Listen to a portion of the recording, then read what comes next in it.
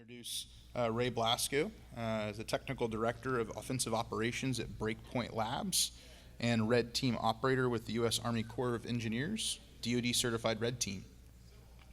Specializing in attacking and defending OT and IT environments with a focus on national security ICS SCADA environments. He's a regular speaker at many DoD conferences and OT red teaming engagements, and as a recovering red teamer, I'm really excited to hear his talk. Without further ado, the floor is yours, sir.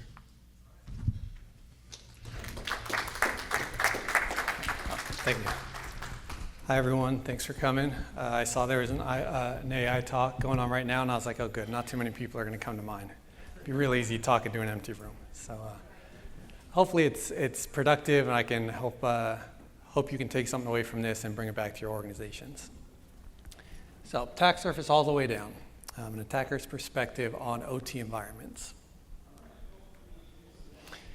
So we'll have a quick introduction. We'll talk about some of the traditional OT attack surface that I commonly see.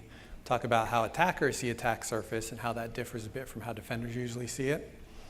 And then we'll talk about some specific attack vectors, at least at a high level, and some defenses, what you can do about it.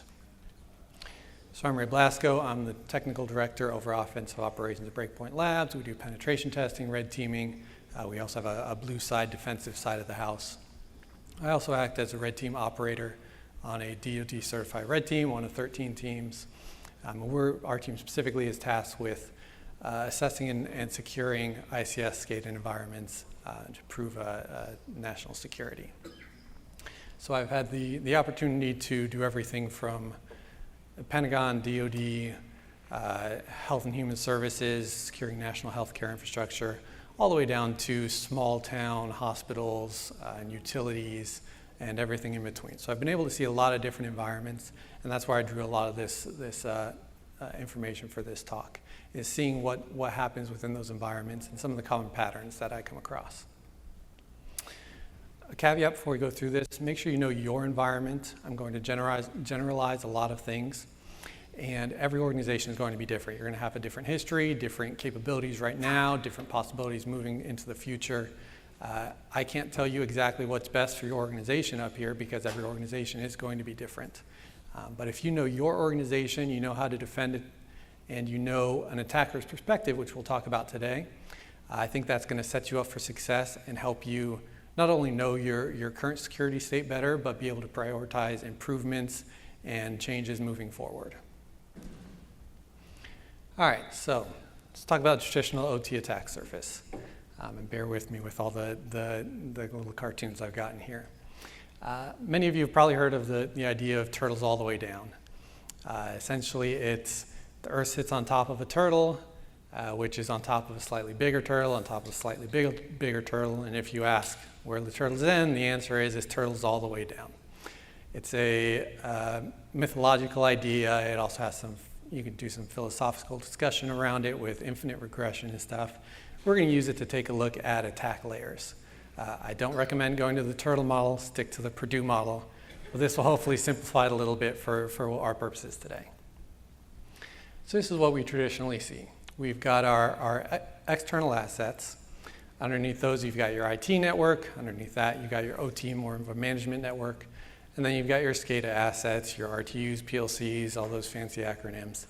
And then at the bottom, you've got your physical assets, whatever you're protecting. If you're a utility, it may be power, gas, water, it may be healthcare. That's what OT is, though. It's something to do with the physical world. So you've got something physical to protect as well. And this is what we typically see. So we've got I've got a laser here. We've got our attack alligator up here. I do have to apologize. When I put together this presentation, I did not know that the Florida Gators were going to beat the University of Houston in the NCAA championship. This is not intentional. You're going to see this gator a few times. I'm not trying to rub salt in any wounds. He is the bad guy, though. He is the villain in this story. So that helps a little bit. My sister is going to the University of Houston, so I was informed too. We've got our attack alligator up here. Anyone can touch your external assets, right? They're external. So he's trying to get through your external assets, get to all these other turtles. So you've got your perimeter defenses. keeping anyone from getting in. If someone does get into your IT network, you don't just want to give them the crown jewels right away. So you've got your IT/OT segmentation. And hopefully that's all big enough to read. And those two layers of defense are extremely important. I don't want to understate them at all. You should definitely be doing a lot there. But a lot of times this is kind of where it stops. That's where a lot of the focus is within these environments. And you see there's not as many layers of defense down here and once you get into the OT side. I also want to talk about phishing a little bit.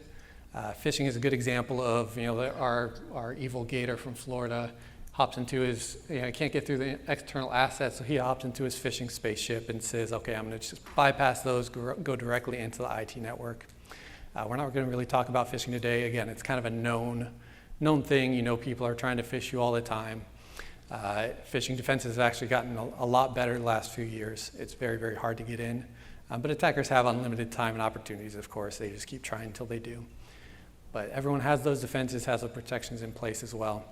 So we won't be talking about that today. I do want to talk about a couple mistakes I commonly see with the external perimeter and the IT/OT segmentation. External access is bad for OT vendors. We all kind of know that, but it still happens very, very regularly. And if you do absolutely have to do it, maybe it's out of your control. As he talked about in the keynote, it shouldn't be on 24/7. Don't just leave it open.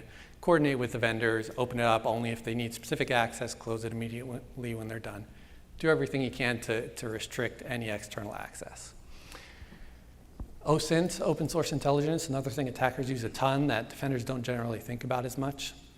When I'm going to attack an organization, I'm going to look and see what's available about them, what kind of information I can get just from the open internet. So that could be something from job postings, it could be from blog posts, it could be from social media. I mean, no matter how cool your OT operations are, don't let the social media manager come in and video it all and put it all on Instagram. Because attackers are going to see that, they're going to be able to get some information out of that. I don't know how many times I've been setting up to attack an organization and I go to their job postings and I see, oh, you should have experience with carbon black. I'm like, okay, well, as an attacker, I now know what EDR they have. I can set myself up to be prepared to get in there, abuse that EDR. How many people here use carbon black? Don't raise your hands. That was a test. This is going on the internet. Don't expose any information. So just think about what you're putting out there and what attackers can get to. IT/OT segmentation mistakes real quick. We have to think about attack paths with attackers. So if an attacker gets into your IT network, they're going to compromise that environment, try to move to the OT network from there. And usually they can, just because, at least good attackers can, because there has to be some kind of path over there to OT for administration management. And they'll just abuse that legitimate path, which it's just nothing you can avoid. You got to have that, right? But what do they gather while they're going through the IT network?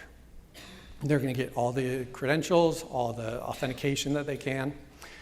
If they get into your OT network and you have domain trust between IT and OT, suddenly you've got domain authentication right away as an attacker. Same with password reuse. If I take say I go into your OT domain and I see, oh, there's a user over here, Joe Smith, he's a domain admin, and there's a Joe Smith domain admin over here in the IT network. I've already got that password, that credential. I'm going to go use it in the OT network. If it works, then I've got domain administrator right away, as soon as I get in.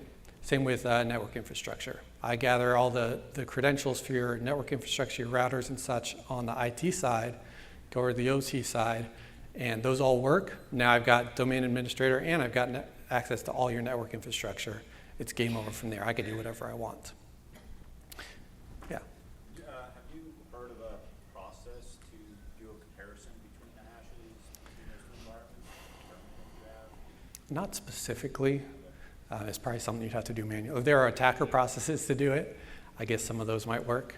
And we do generally recommend sometimes people go to, if you want to test something that attackers might do, then just go do it yourself, like the attacker would.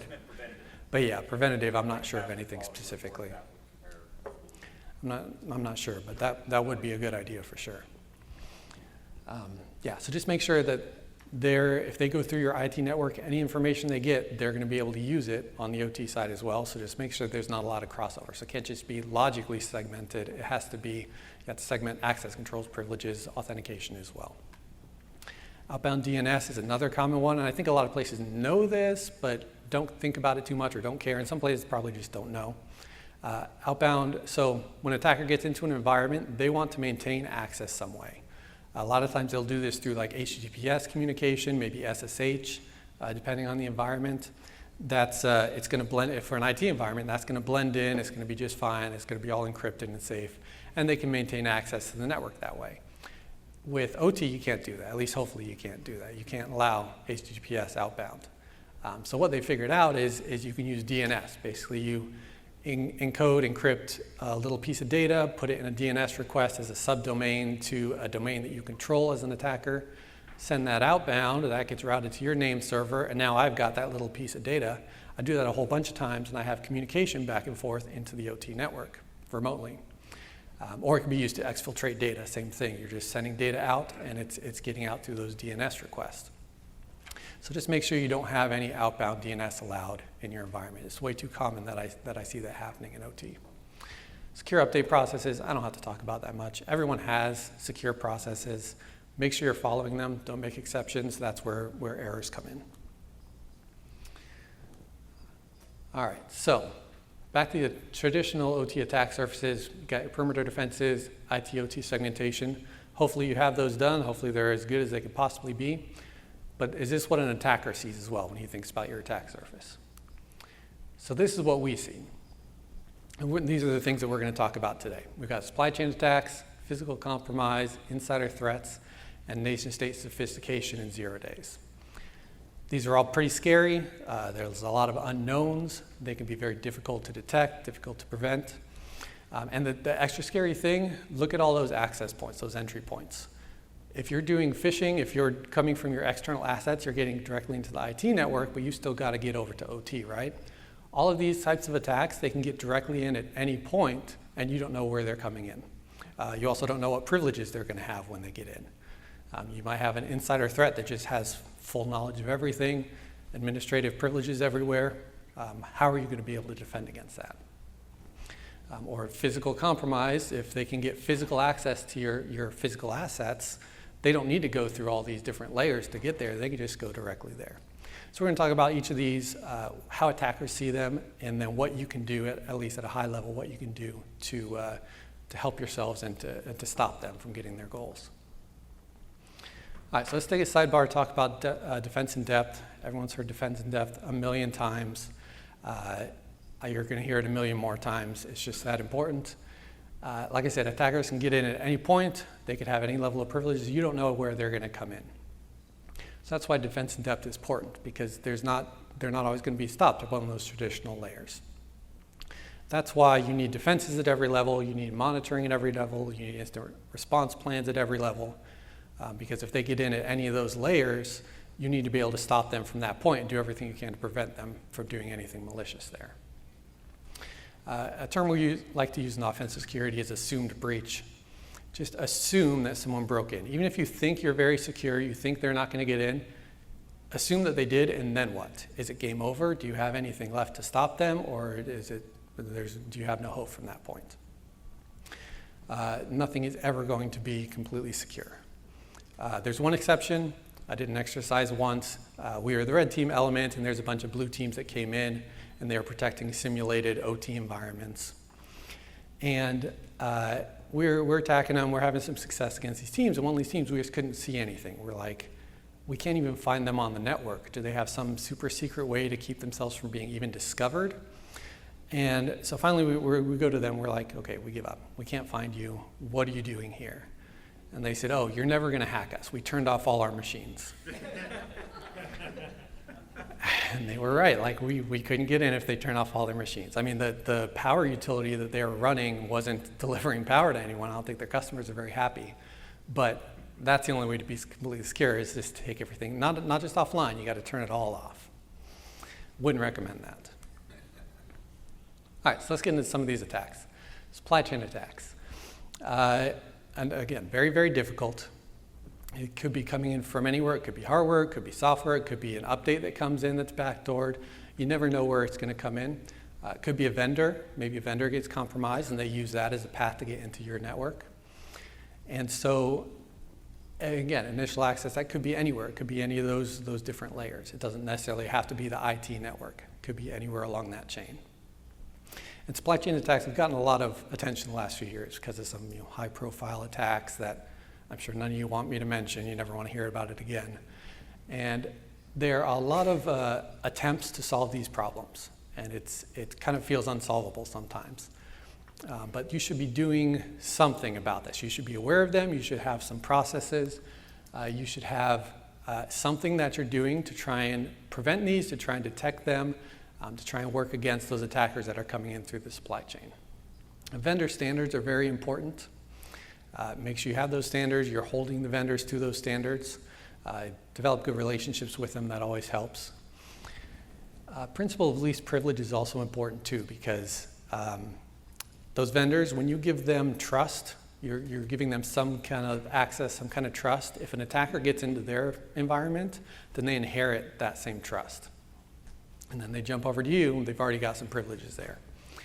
Make sure you're not giving them administrative level privileges. Don't make them a domain admin. I see that way too often. Don't give vendors domain admin. And make sure they have as little privileges as they can to do what they need to do. Know what's in your environment. You do this through asset inventories. There are plenty of softwares that can help with this. Make sure you're validating things as well, because things do change over time. Do physical walkthroughs, look at what's in your environment, and there's a couple of reasons for this. One, if there is some kind of supply chain attack, say this certain vendor is attacked or a certain software is attacked, you know instantly what you have and where it is. You can respond to it very quickly, very efficiently. If you're like, oh, this vendor got attacked, I know we have a contract with them, we have them somewhere in our environment, but I have no clue where, your life's going to be hell for a little bit, because you're going to have to figure out where all that is after you already know you've already been breached. So just being prepared there is going to help a lot. And then second, I'm going to say a lot of bad things about vendors. Not all vendors are bad, but vendors are one of the most common ways that OT environments get compromised. So I'll give you a story. We were doing a physical walkthrough of a critical infrastructure client, and we go into their server room, and we see a little device on one of the server racks with a couple antennas coming out of it. And we're like, that's weird. And they're like, I don't know what that is. And we follow it back. It's connected to a server that's kind of hidden between a couple racks. They're like, we don't know what this is either. That server was plugged directly into their firewall. And they're panicking. They're like, we have no idea what this is, what happened here. Eventually it turns out, we figured out that it was a vendor. There was kind of a remote site, a little bit out of town. A vendor had come in, they were tired of coming on site, so they threw these devices in there, hooked it up, kind of tried to hide it a little bit. And the customer was like, oh, that vendor hasn't been out here in 2 years, and now we know why. So that had been just sitting there exposing them to unnecessary risk for 2 years. And I don't think it was anything malicious, it seemed to just be laziness. But that was an unknown attack surface that the customer had no idea about, and they were exposed to that risk without knowing it all. So doing those asset inventories, those physical walkthroughs, sometimes you can catch things like that. And then defense in depth. Spoiler alert, I'm going to say defense in depth for every single one of these because it's that important.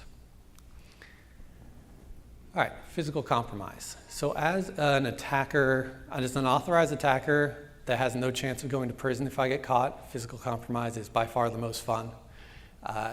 One is just like, you get to a place that you're not supposed to get to. It's exciting. It's a thrill. You feel like you're in a movie. And two, it's often really easy, way easier than you'd expect, and very eye-opening to the customer too. They have all these digital defenses, and then you walk in and get access in 30 seconds, and they're like, well, we just spent millions of dollars trying to defend this, and you just walk 10 steps and get in. And OT, because of that physical environment, you have a lot of risk here, right? So you've got remote sites. Lots of times those remote sites are not manned. I'm telling you right now, if I had a gun to my head and they said you have to get into this environment right now as fast as you can, the first thing I'm going to do is I'm going to go find a remote site that's unmanned and get in that way. And we'll talk about an example in a second.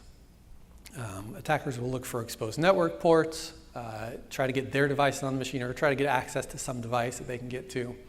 Access controls, RFID card readers, we attack those all the time. Same with just like default cheap locks. They're usually easy to pick, easy to get past. I'm not an expert. Oops, my bad. I'm not an expert lock picker by any means, but just being an amateur, I can get past a lot of the default locks pretty easily. Physical defenses, sometimes you have a physical defense in there and you think, oh, I'm safe, and it's really easy to bypass. And then USB drops. Everyone knows not to plug USBs in. If you write 1 billion in Bitcoin on a USB, someone's going to plug it in just in case, you never know. But everyone knows they shouldn't be doing that. But attackers have gotten creative. It's more than just USB sticks now. I just recently heard about a story where attackers were sending USB cables to a victim and saying, hey, these are free samples, go ahead and use them, and they were backdoored. I've seen it with like vape pens, the ones that you plug into a USB port to charge. I've seen someone weaponize those. They can weaponize pretty much anything now that can plug into a USB port. And I know some of you are probably thinking, we block USBs, we don't allow them. There's ways around that. We'll talk about one in just a second. But just don't forget that it's more than just the USB sticks itself. There's anything that can be plugged into a USB port, it could be weaponized. All right. So here's an example. So I was doing a physical security walkthrough with another customer, and he took us out to one of their remote sites. It was a water utility, took us out to a water tower, and he said, okay, it's not manned, we can't man it, but we have pretty good defenses here. So we've got a fence around the whole thing. We have a gate that lets vehicles in. It has 3 locks on it. That's because we have 3 different organizations that have to get access to this environment sometimes. So they each have their own lock and key, kind of separation of privileges. I like the thought process behind that. We've got locks on the water tower at the bottom where you access the ladder to go up, as well as at the top to get access to the water. We've got a lock on the door. It's always locked. There's a camera looking at it all the time. So this is pretty secure. And he sees a bunch of defenses here. So what do we see as attackers? We see a bunch of ways in, right? So these 3 locks, again, I like the idea behind that, but that gives us 3 chances to pick one of these locks and get in. These were all just default master locks, padlocks. Those are real easy to pick. It takes about 30 seconds for someone who's not good at it like me. Same with the locks on the water tower. They're both just default locks you buy it at a store. They don't have lock picking protections that more expensive locks would have. Real easy to get in. Same with the door lock. Took about 30 seconds to get past. Or if we don't want to be seen on camera, we've got this big gap under the fence that an adult human can slide right under. Maybe we don't want to get dirty. It wasn't a tall fence, 6-7 feet maybe. No barbed wire or anything at the top. We could have just climbed it, got over easy enough. Or if we're being extra lazy, there's this 5-foot wall next to it. Climb on that, hop down the other side. We're inside. Both these locks, again, they would have taken about 30 seconds to get past. They weren't even locked. They were just left unlocked. And then there's a back door to this building that was completely unlocked as well. And what do you know? We walk inside. There's a router there connected to a PLC cabinet. We plug our machine our laptop into the router. We have access not only to everything digital on this side, but we had a connection and can see everything in their main OT environment. So from a defender's standpoint, he sees we have all these defenses in place. We're secure. From an attacker standpoint, we see all these gaps, ways we can get in, and we were able to abuse those. It took less than a minute to get access to not just all the digital assets, but the main offices, all the main OT stuff back there, as well as the water itself. If we wanted to do something malicious there, we could have been in that water tower in just a couple minutes. That's often how I talk a lot about the difference between defenders and attackers. I'm not implying at all that defenders are dumb or attackers are better in any way. It's just completely different skill sets. How I like to think about it is defenders like to look at strengths and attackers like to look for weaknesses. And so as an attacker, and it goes the other way too, like if I was trying to defend something, if I was trying to do OT operations, I'd probably do a few things right and screw up a lot of things. Like I just don't have that training, I don't have that knowledge and experience. And same with defenders. When you're looking at something and thinking, is this secure? You don't think to look for the weaknesses like an attacker would, because the attacker has that training, has that background, has those skills and knowledge. And there's a completely different experience. And that's part of why I'm doing this today, is I want to communicate some of the attacker mindset to you so that you can apply it to your organizations and when you're trying to defend them. So he's seeing all these strengths, we're seeing all these weaknesses. And what do you do here? Because physical security is kind of tough, especially when you're constrained by funding, by budget. Easy way to, an expensive way to do it is upgrade these locks. And a lot of this is like deterrence too. It's not just, are they never going to get in? Probably not. Any good lock picker is going to get past any lock eventually. But if I'm an attacker and I know I see a master lock and I'm like, I can get in that in 30 seconds, I'm probably just going to go for it. If I see a Asa Abloy lock, those are pretty hard to pick. A very good lock picker is probably going to take at least 10 to 15 minutes. Does he want to be standing out there for 10 or 15 minutes messing with a lock in view of anyone coming past, in view of cameras?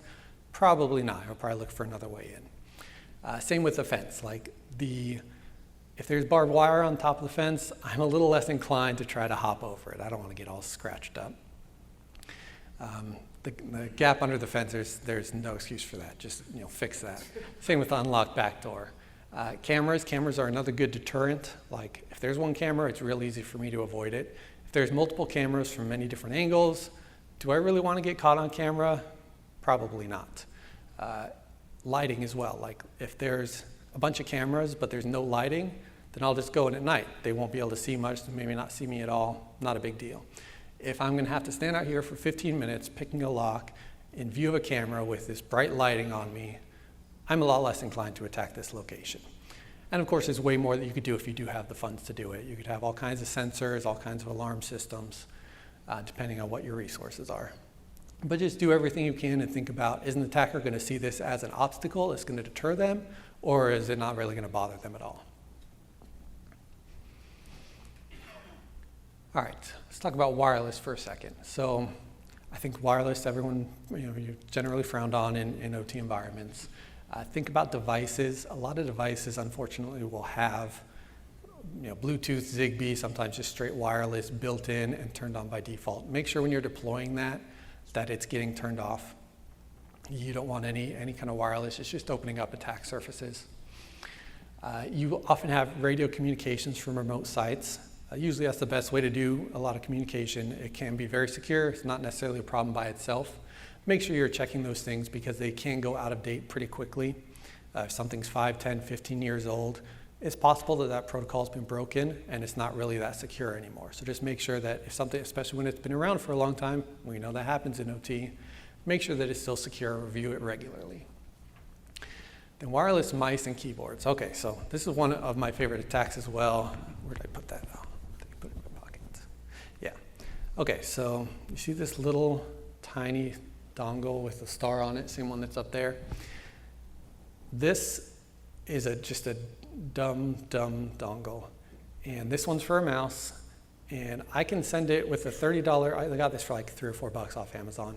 And this is a default one. I didn't do anything special to this. I have like a $30 RF dongle, the antenna that will attack these and send it keystrokes and say, hey, I'm a keyboard. Execute these keystrokes on the machine. This dumb dongle is going to be like, oh, okay, sure. It'll pass it through to the machine. Even though this is for a mouse. It doesn't make any sense. And it's a lot of the big brands too. Logitech's probably the worst defender.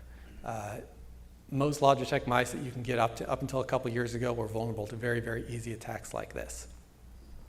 So as an attacker, there's kind of two ways to compromise these things. One is to compromise one that's already there. If someone's in there using a wireless mouse, I can just send keystrokes to it and it'll execute it. If I'm within like 30 to 50 feet, obviously, I have to have that physical access. Or set up some kind of relay within that distance that I can then get to. Or if I can get temporary access to that environment for just a few seconds, I can plug this into a machine. And I mean, look how thin it is. Like, would you even notice this plugged in anywhere? Unless you're trying to go plug something in there, you're not going to see this for a while. I can plug this in, go 30, 50 feet away, or set up relays, whatever I need to do, and then maintain persistent access to that environment. It's a great way to get into air-gapped and very, very secure networks. Because I don't rely on internet, I don't rely on any connections to other machines. I can just go directly to that machine with this. And it's very difficult to detect and prevent just because it looks like a keyboard. It looks like just someone's typing something into that physical computer. I highly recommend not allowing any wireless devices, any wireless keyboards, mice, anything like that. Sometimes people will try to bring them from home just because they're convenient. And just do what you can, just be vigilant and try to look out for those and make sure that people aren't using those wireless devices.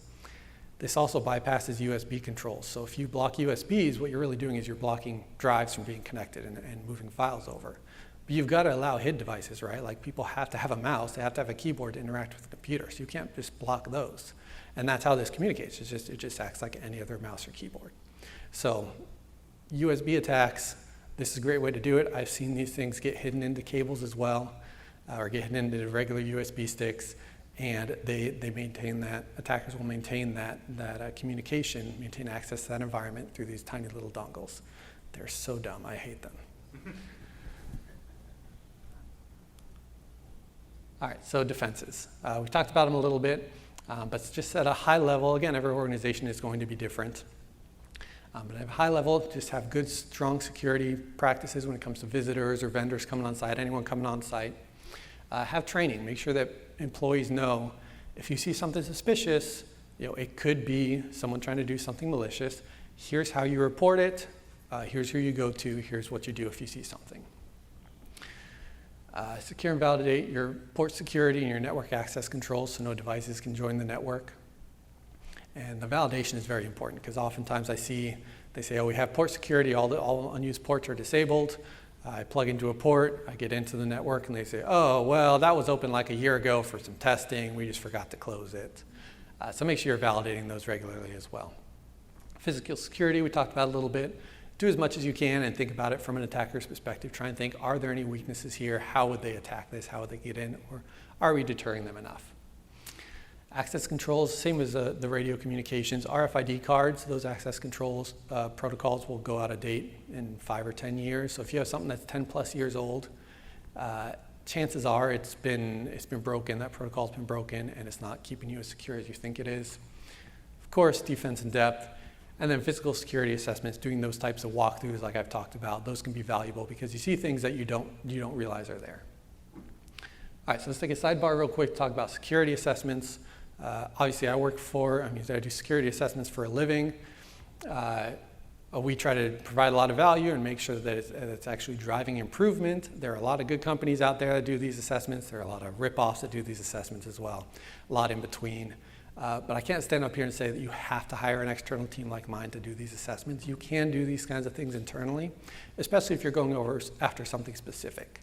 Like if you want, you hire an external team, you say, okay, just get into our environment, make a very broad scope, within reason, and they can find ways in. If you're trying to test like your RFID controls, you have someone on your team that is an expert in RFID and has some experience with attacking, let them go for it. Let them go try and get in, try and break through that protocol. Or maybe they have some interest in it, give them a little bit of training, a little bit of knowledge, and let them go after it. You can target these at specific things that you're concerned about in your environment and try and do it internally, save some money. That's valid too. Remember, these are a tool, they're not a weapon. You shouldn't be using these to punish people, they shouldn't be witch hunts. If employees are worried about getting punished, then they're going to hide things, they're not going to cooperate. You're not going to have the improvement that you're looking for. If you do find people making mistakes, it's a great opportunity for training, and then you hold them responsible after that, but make sure that these are not used as a weapon, as a punishment. Make sure you're remediating things and fixing things when they're found. I can't tell you how many times I've gone into a place, done an assessment, said, hey, you've got all these critical problems here. I go in a year later, and they fix 1 or 2 of them. I'm like, what's the point of doing this if you're not going to fix these issues? So just make sure you're fixing things, validating that they're fixed. And oftentimes, I recommend doing these cooperatively, the attackers and defenders working together and saying, okay, how can we actually improve security? One, that's gonna give you a much better insight into like the actual operation and defenses of that specific organization. It's gonna be able to help you work together better. And it's also gonna be a lot more cost effective. I mean, I could spend hours attacking a firewall trying to find holes in it, or I can sit down for 10 minutes with your engineer and go over the firewall rules and get the same result. There are times for unannounced assessments, usually when you're a lot more mature, but a lot of times you can get a lot of value out of these cooperative assessments. All right, insider threats. This is one that we don't really like to think about because none of us wants to be paranoid and think, oh, my coworkers are out to get me, They're working, they're foreign spies, they're trying to do harm to us. No one wants to think that way, right? And it could be anyone. It could be someone from the OT side, the IT side, could be executives, could be a janitor, it could be vendors coming in, it could be anyone that has access to the environment, has any kind of insider knowledge. It may also be unintentional. It may not be voluntary. It could be they're being tricked into doing something. It could be that they're being blackmailed or threatened, and that's what's making them do it. And I think it's not a happy thought by any means, but I think I like to think about that better. It helps me hold in my mind the idea of an insider threat if I think, oh, my coworker Joe he's not a bad guy, but maybe he's being tricked into doing something bad, or maybe he's being forced into doing something bad. Again, not a happy thought, but for me, it helps me keep that in my mind that this is a possibility. Anyone could be an insider threat, voluntarily or involuntarily. And what can you do here? Again, they could come in at any point. They start with any kind of privileges. You don't know where it's going to happen. But if you acknowledge that it's a possibility, I think that's step one. And then, of course, defense in depth. Wherever they come in, you should have some kind of monitoring, some kind of defenses, some kind of plans. If something goes wrong, be able to respond to it. And then training, same as the physical security. Train people to look out for suspicious things and have a process for them to report it if they think something bad might be happening. All right, one more sidebar about training. I think this is the last one. No one likes training. I'm a security person and I hate mandatory security training. Everybody hates it. It's always the worst. But that awareness that it brings, it's infinitely more valuable than ignorance. If someone goes away from your phishing training saying, I hated that phishing training, at least they know what phishing is now. Like, they know what the word means. That's something. So just try to make it simple. Try to make it as unpainful as possible. Make it consistent and regular. Doing it repeatedly keeps it in people's minds. And I find it's most impactful if you say the why behind it. It's easy to say, don't click on phishing emails, but when you say, don't click on phishing emails because, even just one sentence, because the attacker will help the attacker compromise your machine, steal your information, and attack your coworkers and your company. It's not super complicated. They don't need all the details, but understanding the why is going to make it a little more impactful, help them internalize it a little better. All right, last but not least, nation-state sophistication in 0 days. Sometimes life is just not fair. You could do everything right, and a nation-state level actor gets in, a 0 day pops you, even though you have the most, you've done everything you could have done for it. But you don't know what's out there, you don't know, there's no patches yet, there's no awareness of it. Sometimes they just get in. In these nation states, they have a lot of resources. They can do a lot of things that are just not public knowledge. They're also very good at avoiding detection. They're good at using different kinds of communications like the wireless mice. They can get access to air-gapped networks, very secure networks. They can maintain that access. They'll put together a bunch of small vulnerabilities and turn it into a big attack chain that has a major impact. They're very, very advanced and very good at what they do. They're also good at manipulating humans, getting insider threats, either willingly or unwillingly, doing things that will manipulate the human element of it as well. And sometimes that, even if you have perfect security defenses in the digital side, you can't protect against some of those attacks. So what can be done about this? I would recommend trying not to lose sleep over nation states in 0 days, because you don't know what you don't know. So what's the point in stressing about it? Focus on the basics first. I do give you permission to lose sleep over the basics, lose all the sleep you need until those are fixed up. But if you're in a nation state and you have a sophisticated 0 day, every time you use it, there's a chance that that's going to get burned and you're never going to be able to use it again. So if they're going into after a target, they're going to look for an easier path in. They're very, very good at finding the path of least resistance, right? So if you have bad external assets, you're vulnerable to phishing, maybe there's remote sites everywhere, they have an operator in the area and go take over from there, they're going to find the easiest way to get in without having to use those 0 days. So first, focus on the basics, make sure you're doing all the things that you should be doing. That's going to help protect against them as well. And accept that there's going to be some unknowns. You're never going to be able to stop everything. You have to have that assumed breach scenario. And if they do get in, if they get initial access through some way you had no way to prevent, You've already planned for this. You've done those assumed breach scenarios. You've assumed that someone got in, and what is going to happen from there. You have your defense in depth.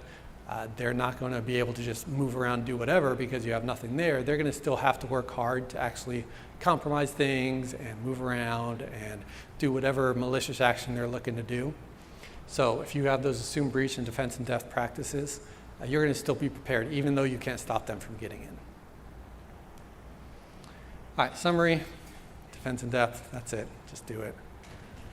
All right, just kidding. Better summary, defense in depth, training, security assessments, and validation, making sure that you are in the secure state that you think you're in. Add all those together, you have a much more secure posture. You're going to be able to defend yourself a lot better. True attack surface is, to an attacker, true attack surface is just everything. There's ways to attack everything. It's attack surface all the way down. As your job is to determine for your organization, how are you going to defend it? You're going to have to prioritize. You're going to have to think like an attacker and think, okay, I can't prevent everything, but what can I do right now that's going to help me the most? Based on what I know about my organization, my capabilities, defending networks, as well as this attacker mindset of what they're going to look for and what they're going to attack. Again, assume breach is your friend. Even though it sounds a little scary, if you assume that someone gets in, you'll be prepared if they actually do get in. And just in general, be proactive. I'm a very big proponent of proactive protection, proactive security. You don't want to be good at security because you got popped and someone got in and you were forced to do it. Just do it ahead of time. They're not going to get in. You're going to have a lot less trouble that way. And that is it.